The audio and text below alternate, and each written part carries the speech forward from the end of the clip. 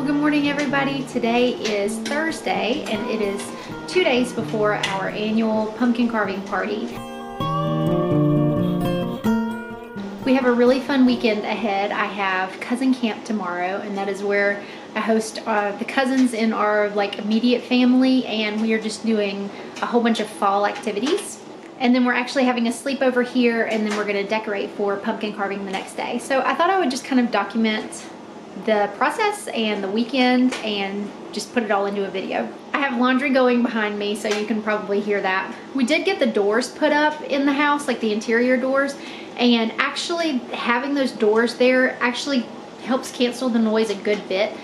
You wouldn't think it being such a small space, but that really does make a big difference. I have the doors open now, so maybe you can kind of tell a difference in the sound.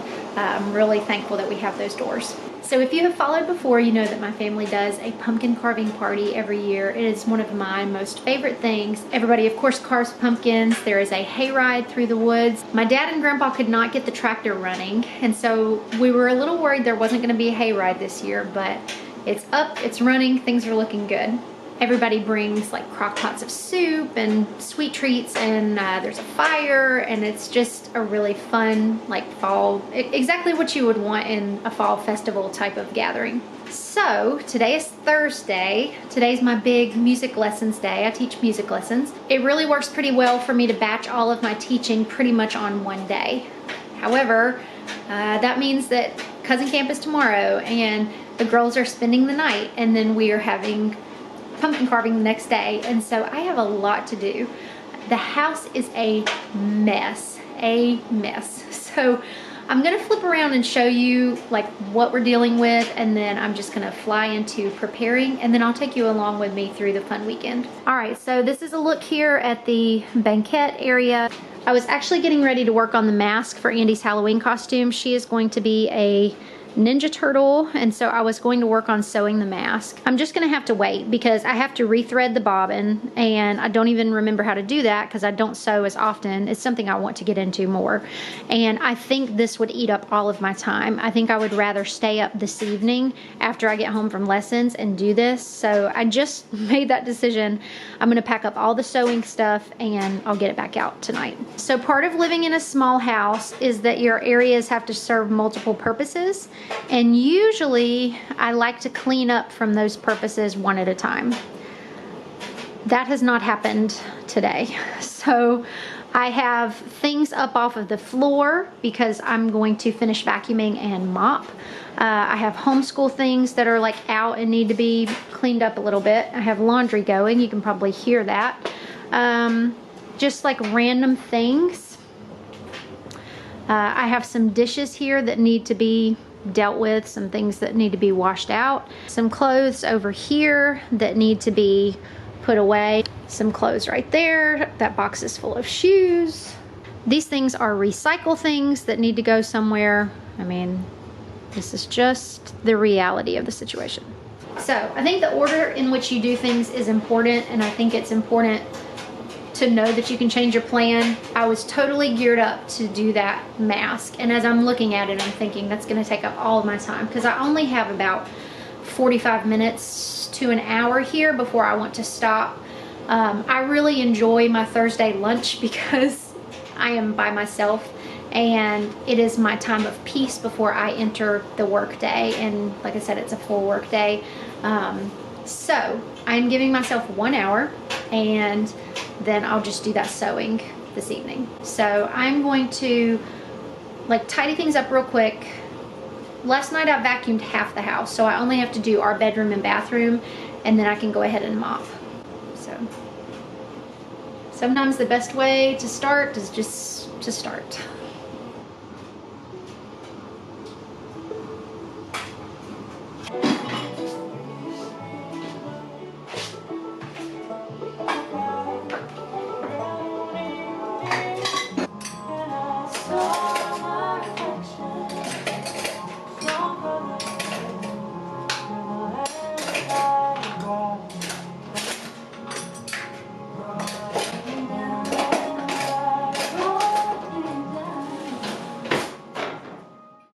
So as I'm sitting and editing this video, this weekend has ended. So what you're looking at now is, of course, in my past. And as I'm looking back on the weekend, I'm reflecting and I'm noticing things that I didn't notice going into it. And I had a lot of thoughts, and I wanted to share some of those with you. I think life often feels like a lot of polarization, this or that, one or the other. But often our lives fall and exist in the middle, a balance of made from scratch and fast food, some quality time and some time spent alone, bliss and stress. All of these exist. The thing that I think doesn't get talked about enough, maybe, is that there is push and pull with it all. We are not all work, but we also cannot be all play. We cannot create endless messes without a bit of cleaning once the fun has been had. Those homemade meals everyone talks about, they take time to plan, to prepare, to make. There's the anticipation that someone may not like it or may only eat a few bites and then come to complain of hunger only a few hours later. When the meal is over, we have to clean the dishes up, pack up the leftover food, wipe the table, sweep the floor, run the dishwasher, and then, hey, let's do this all over again real soon. I don't have any revolutionary solution to this, only to say that life is hard. Meals are hard. Homemaking is hard. On this particular weekend, to be fully transparent, I ended up overexerting myself a bit. I was excited about fun things and took on too many things that no one asked me to take on. But instead of dwelling on what could be negative things, I'm choosing to focus on the positive things and looking to see how I could change things in the future. Maybe only make a couple of things instead of so many dessert options that maybe wouldn't have been missed at the table at all. I wonder if any of this resonates with any of you. My small kitchen has really become a pretty good barometer as to if I have bitten off more than I can chew, no pun intended. If I notice that all my surfaces are full and my dishwasher and sink are full, it may be an indication that I have done too much cooking and committed myself to too many things. And that ended up happening this weekend. And now I can reflect on it and try to learn from it and move forward. And maybe, just maybe, next time I'll bite off a little bit less. All right, so just providing you with an update. I am at my stopping point. I worked for an hour and 15 minutes. The dishes are gone. The dishwasher is unloaded and reloaded. I hand washed things and they're back there on the back counter. I do have some things over here because of needing to mop. I actually did a mopping experiment and I mopped using our laundry detergent, and I'll insert a picture of what that is, but we use a more natural detergent, and I had seen people say they mop using powdered Tide, and I thought, well, I don't have powdered Tide, but I do have detergent. I was worried about it leaving a residue on the floor, and I don't think that's going to be a problem. So anyway, that was just kind of like a test of that. As you saw, I folded 2 loads of laundry and I put those away. And I think that's everything. So laundry is done, floor is mopped, dishes are done, and obviously there's still like some tidying to be done, but I feel better. I'm gonna sit down and eat my lunch after I make it, and I'm either gonna work on YouTube videos for just a bit, or while I eat, I'm going to kind of plan out what our weekend is going to look like. Both of those things have to be done today.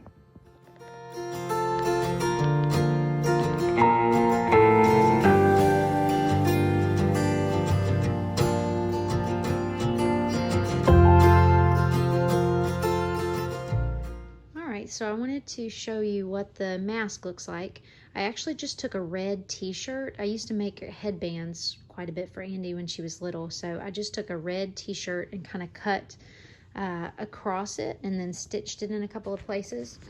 I'm not super, impressed with the eye holes because it's 2 layers of fabric. I almost need that like buttonhole setting, you know, to kind of stitch around here. And I contemplated just like hand stitching, but I know she's not going to wear it for that long. And so once it's on her, it actually doesn't look too bad because it's kind of stretched out and you can't really tell. Yeah, so anyway, there's her mask. And I kind of tapered it at the ends a little bit, so when it hangs off, it looks really cute. And then actually, Abram wanted to be Charizard, which is a Pokemon character. And these Pokemon costumes can be really, really expensive online. I mean, I was seeing $30, $40, $75, and I said, you know, it's just, you know, that's not really what we normally do for Halloween. And I kept checking back on Marketplace, and I found this one, and it was a little bit of a drive for us, but this was $10, and this is exactly what he wanted. So it's got little wings that come with it. It's got a little tail. So another Halloween of secondhand costumes. All right, so here we are the next day, and it is cousin camp. We had so much fun. We watched Room on the Broom. Lots of Halloween and fall themed snacks and sweet treats to eat. I found these cute little Oreos that have different patterns on them, and they have orange cream. And of course, we had some apple cider, and that was delicious. Thank you to my sweet friend Lindsay on Instagram. She saw me talking about Room on the Broom, and she sent me a link to these worksheets. So I will link that down below if I can.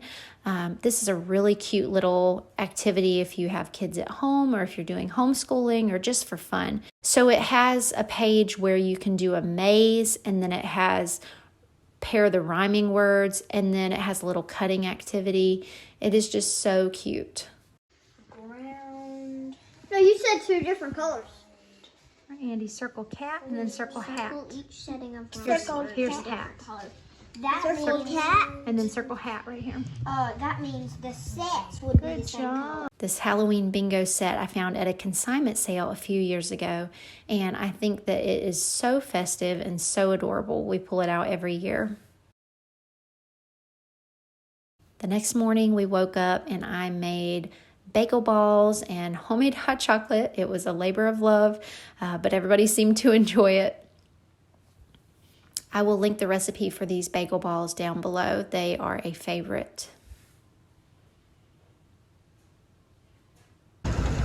After bagel balls, we headed on a test for the hayride just to make sure that the trail was clear and that everything was ready for pumpkin carving later on.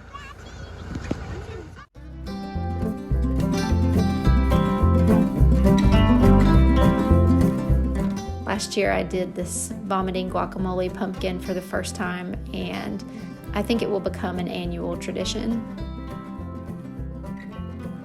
And you cannot have a pumpkin carving party without lots of pots of soup.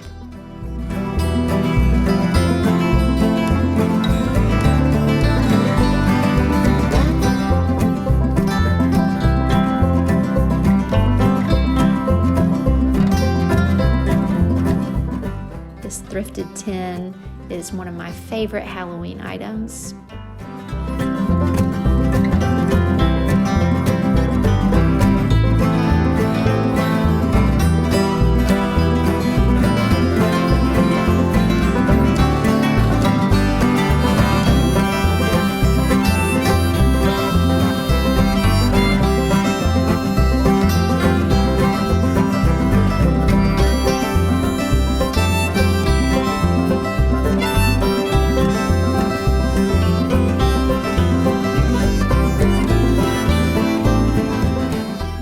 Really fun to see the designs that everyone chose and see adults and parents coming in and helping the kids.